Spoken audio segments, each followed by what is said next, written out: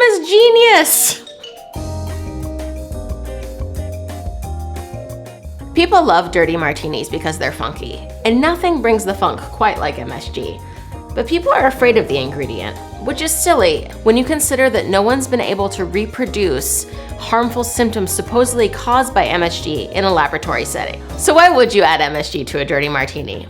It's a little bit like adding a blue cheese olive. You get that savory quality, but you also get like this nice umami-packed meaty funk.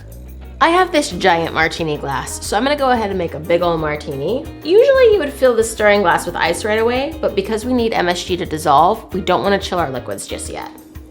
So first we're gonna start with our gin.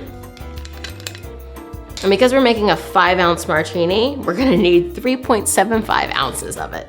1.75. And then we need 0.75 ounces of vermouth. And if you want to get an extra savory kind of herbal quality, you could sub a little vermouth for aquavit, and that would be delightful. And now we're gonna go ahead and add our pinch of MSG. Kind of shake a little into my hand, take a literal pinch, sprinkle it in there.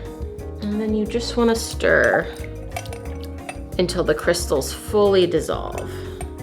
And we just need a little bit of olive brine. How much you want to add is up to you.